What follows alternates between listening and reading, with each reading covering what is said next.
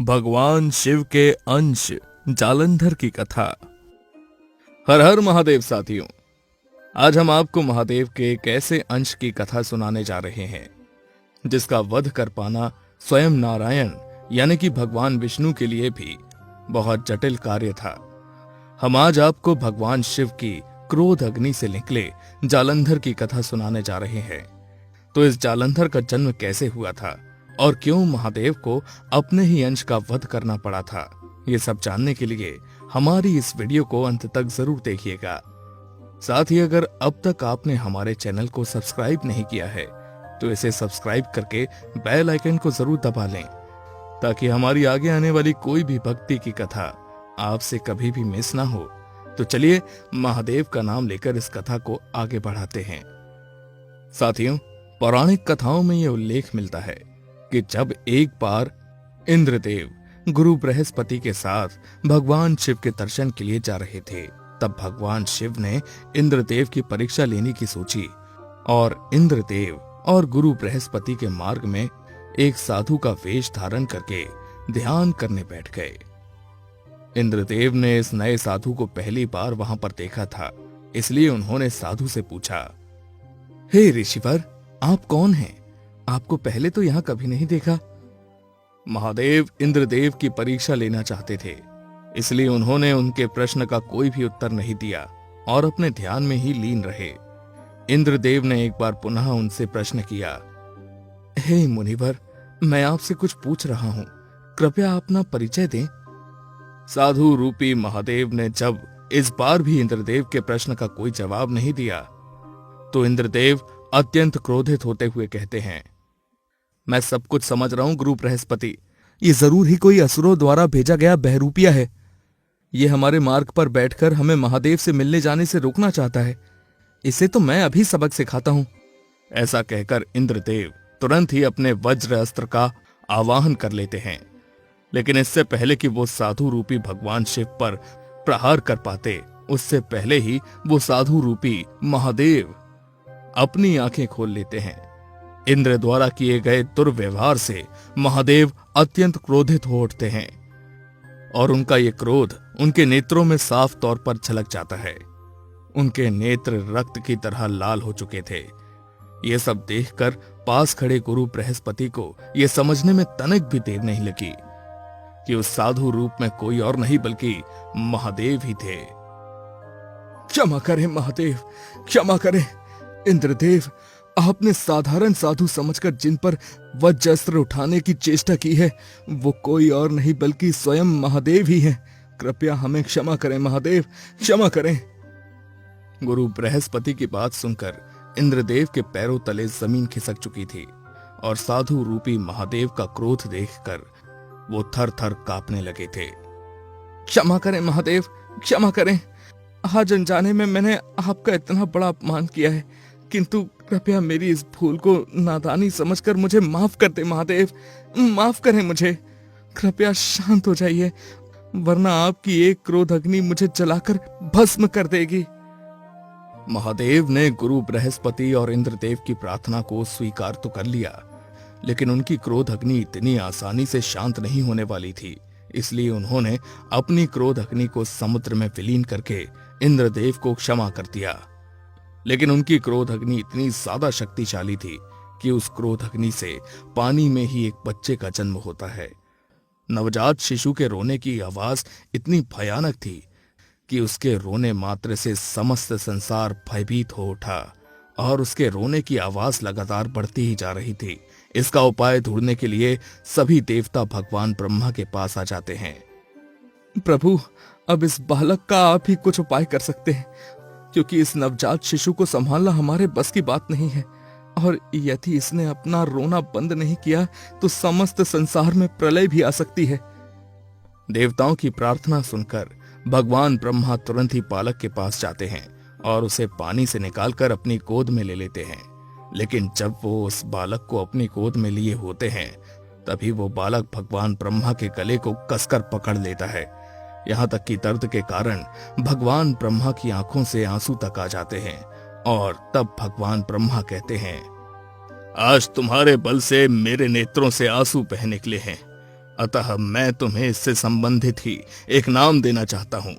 आज से समस्त संसार तुम्हें जालंधर के नाम से जानेगा। तुम आने वाले समय में इतने पराक्रमी हो जाओगे कि किसी भी देवता के लिए तुम्हें हरा पाना असंभव होगा, और तुम्हारा संहार केवल देवों के देव महादेव ही कर सकेंगे। इस तरह से भगवान शिव की क्रोध अग्नि से निकले इस बालक को नाम भी मिला। साथ ही उसे भगवान ब्रह्मा का दिया हुआ वरदान भी प्राप्त हुआ। आगे चलकर जालंधर का विवाह राक्षस काल नेमी की पुत्री वृंदा के साथ संपन्न हुआ। वृंदा एक पतिव्रता स्त्री थी और उसके इसी पति धर्म के कारण जालंधर और भी शक्तिशाली हो गया। लेकिन जल्द ही उसे अपनी इन शक्तियों पर अहंकार भी हो गया। अपने इसी अहंकार के चलते जालंधर ने देवलोक पर आक्रमण कर दिया। देवराज इंद्र, तुम देवताओं के राजा कहलाने के योग्य नहीं हो, इसलिए आज मैं तुम्हारा संहार करके तुम्हें तुम्हारे इस कर्तव्य से मुक्त कर दूंगा। उसके बाद जालंधर और इंद्रदेव के बीच युद्ध होता है, लेकिन इंद्रदेव जालंधर के सामने ज्यादा देर टिक नहीं पाते हैं और वो तुरंत ही अपने प्राणों की रक्षा के लिए भगवान विष्णु से सहायता मांगने जाते हैं। रक्षा कीजिए नारायण, रक्षा कीजिए। उस दुष्ट जालंधर ने देवलोक पर आक्रमण कर दिया है। कृपया मेरी और समस्त देवताओं की रक्षा कीजिए। इंद्रदेव की बात सुनकर भगवान विष्णु तुरंत ही उठ खड़े होते हैं और जालंधर के सामने पहुंच जाते हैं, क्योंकि उन्हें इस बात का स्मरण था कि जालंधर भगवान शिव का ही अंश है। इसलिए वो उसे समझाने की भी कोशिश करते हैं। जालंधर, तुम भगवान शिव के अंश हो, इसलिए मेरा तुमसे आग्रह है कि तुम इस अहंकार को छोड़ दो और अपने प्रभु की भक्ति में लीन हो जाओ। प्रभु? कौन प्रभु? मैं सर्वशक्तिशाली जालंधर हूँ और समस्त संसार में ऐसा कोई नहीं है जो मेरा प्रभु बनने के योग्य हो। मैं ही सबका प्रभु हूँ। जालंधर अपने अहंकार को छोड़ने के लिए तैयार ही नहीं था, इसलिए भगवान विष्णु जालंधर से युद्ध करते हैं। ये महाप्रलय का युद्ध कई दिनों तक चलता है, लेकिन इसका कोई भी अंत नहीं दिखाई पड़ रहा था। इसलिए स्वयं मां आदि शक्ति जालंधर के सामने आ जाती है, लेकिन उन्हें देखकर भी जालंधर उनका उपवास ही बनाता है। हे स्त्री, लगता है तुम अपनी रसोई का मार्ग भूल गई हो, इसलिए मैं तुम्हें एक मौका देता हूँ यहाँ से लौट जाने का। जालंधर की बात सुनकर मां आदि शक्ति और ज्यादा क्रोधित हो जाती है और वो जालंधर पर प्रहार कर देती है, लेकिन उनके प्रहार का भी उस पर कोई भी प्रभाव नहीं पड़ता है और आखिरकार अपनी अर्धांगिनी की सहायता करने के लिए रणभूमि में स्वयं महादेव प्रकट होते हैं।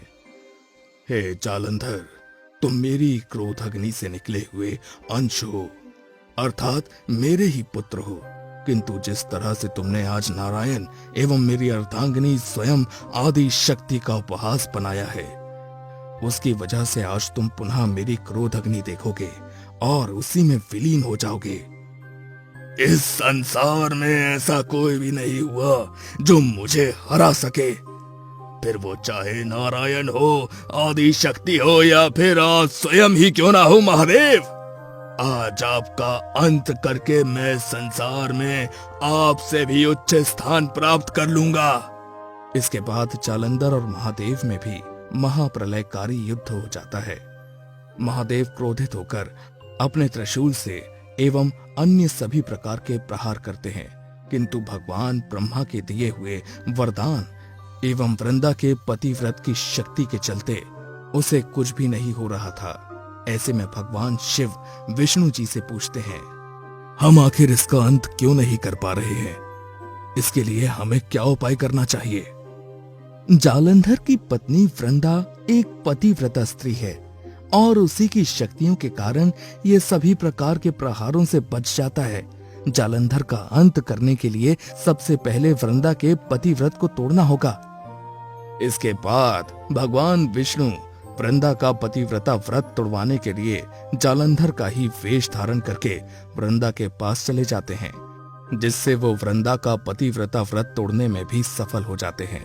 मां वृंदा का जैसे ही पतिव्रता व्रत टूटता है, तो उसके तुरंत बाद ही महादेव अपने त्रिशूल से जालंधर का शीश धड़ से अलग कर देते हैं और इस तरह से भगवान शिव की क्रोधाग्नि से निकले उनके अंश जालंधर का उन्हीं के हाथों अंत हो जाता है। तो दोस्तों, आपको ये वीडियो कैसा लगा हमें कमेंट करके जरूर बताएं। साथ ही साथ आगे भी इसी तरह की वीडियो देखने के लिए इस वीडियो को लाइक करके हमारे चैनल को जरूर सब्सक्राइब कर लें। तो फिर मिलते हैं महादेव की किसी और अन्य कथा के साथ। तब तक के लिए हर हर महादेव।